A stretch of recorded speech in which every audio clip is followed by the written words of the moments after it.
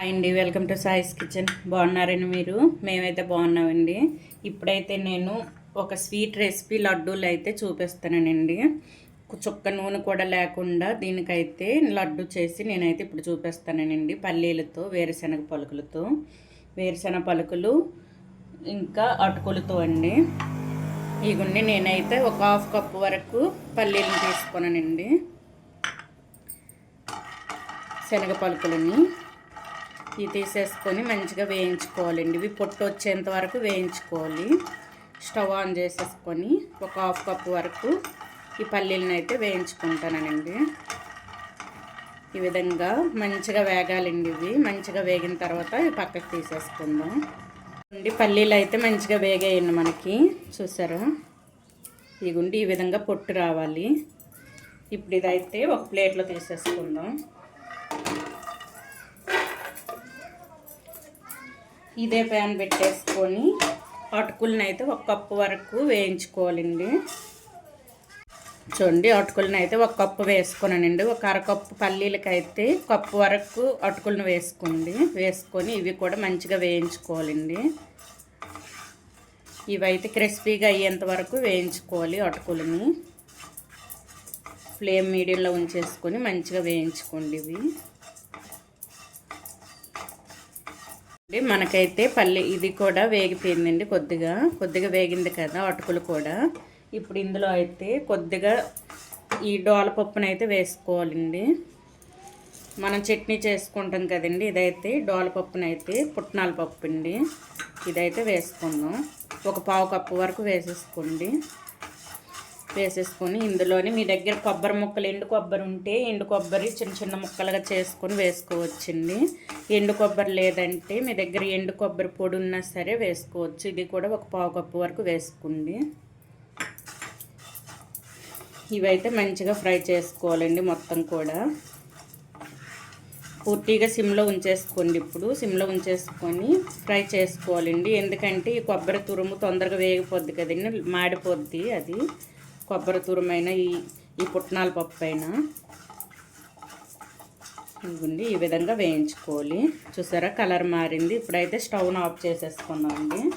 Of చేసేసుకొని ఇది పూర్తిగా చల్లారనివ్వాలి. ఇది కూడా ఒక ప్లేట్లో వేసేసుకుందాం అండి. ఇది పూర్తిగా చల్లపడిన తర్వాత ఇదైతే మిక్సీ పట్టుకోవాలండి. పౌడర్లా చేసేసుకోవాలి. చూడండి,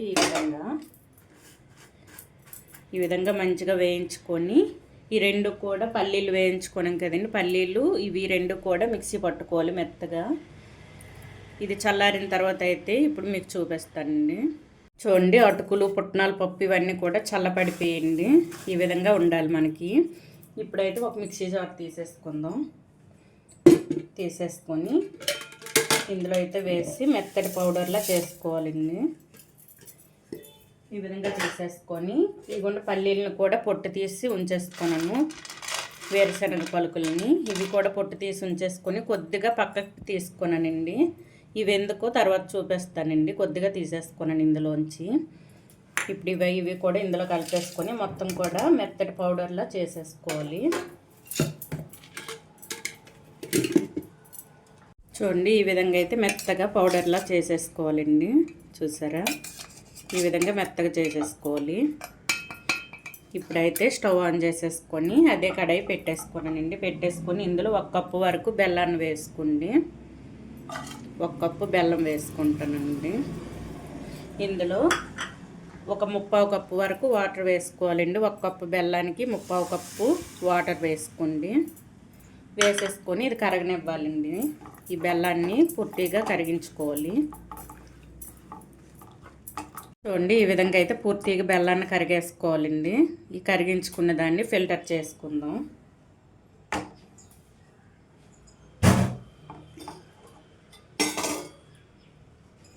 ఎందుకంటే ఇందులో చెత్త ఉంటుంది కదండి, అందుకోసమని ఇది మొత్తం కూడా ఫిల్టర్ చేసుకోవాలి. ఈ విధంగా అయితే ఫిల్టర్ చేసుకోవాలండి. ఫిల్టర్ చేసుకొని ఈ కడాయిని అయితే కొద్దిగా కడిగేసుకొని ఈ ఫిల్టర్ చేసుకున్న ఈ బెల్లం పాకాన్ని అయితే ఇందులో వేసుకుందాం. మళ్ళీ ఈ విధంగా పాకాన్ని అయితే వేసేసుకుందామండి. కొద్దిగా ఇది మరిగేటప్పుడు అయితే మనం పౌడర్ చేసుకున్నాం కదా అటుకులు, ఇవి వాటిల్లో అయితే వేసుకొని మెల్లగా కలిపేసుకోవాలండి ఉండలు కట్టకుండా. చూడండి కొద్దిగా ఇది వేడి అవ్వాలండి. వేడైన తర్వాత అయితే మనకు ఆ పౌడర్ని అయితే వేసేసుకుందాం. ఇప్పుడే ఇందులో కొద్దిగా యాలక పొడి వేసుకోండి, ఇలైచీ పౌడరు కొద్దిగా ఒక 1/2 టేబుల్ స్పూన్ వరకు వేసుకుందామండి. వేసేసుకొని చూడండి ఇప్పుడు మరుగొచ్చింది కదా, పూర్తిగా ఇప్పుడు సిమ్లో ఉంచేసుకొని ఈ పౌడర్ని మనం రెడీ చేసి పెట్టుకొని పౌడర్ని అయితే కొద్దిగా వేసుకొని కలిపేసుకోవాలండి. కొద్దిగా వేసుకొని ఈ విధంగా అయితే కలిపేసుకోవాలి. ఉండలు కట్టకుండా కలిపేసుకోండి.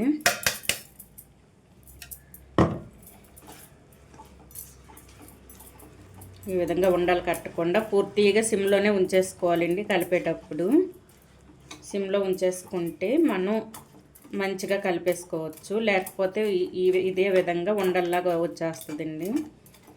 ఎక్కడ ఉండలు లేకుండా కలిపేసుకోవాలి. ఈ విధంగా కలిపేసుకోవాలండి మొత్తం కూడా. చూసారా, ఈ విధంగా మెదుకుంటూ కలిపేసుకుంటే చిన్న చిన్న ఉండలు లాంటివి ఉన్నాయి కదండి, అవి అయితే కలిసిపోతాయి దీంట్లో.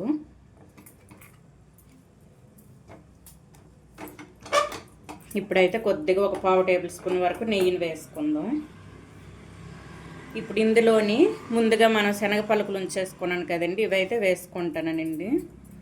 వేసుకొని కొద్దిగా ఒక 1/2 టేబుల్ స్పూన్ వరకు నెయ్యిని వేసుకుందామండి. 1/2 టేబుల్ స్పూన్ వరకు, లేకపోతే ఒక 1/2 టేబుల్ స్పూన్ వరకు అయితే నెయ్యిని వేసుకోండి. నెయ్యి కూడా తక్కువనే పడుతుందండి మనకి, ఎందుకంటే పల్లీలు అవి వేసుకోవడం కదండి. పల్లీల్లో అయితే ఆయిల్ ఇది ఉంటుందండి, అందుకోసమని మనం నెయ్యిని తక్కువ వేసుకుంటే సరిపోద్ది. చూడండి ఈ విధంగా ఈ పల్లీలు అయితే మొత్తం వీటికి పట్టేటట్టు కలిపేసుకోండి. చూసారా, ఈ విధంగా అయితే చేసేసుకోవాలండి. మనకైతే ఇది సాఫ్ట్గా అవ్వాలి. మన లడ్డు చుట్టేటప్పుడు అయితే ఇది సాఫ్ట్గా ఉండాలి. చూడండి ఈ విధంగా. చూసారా, మనకు దగ్గర పడింది.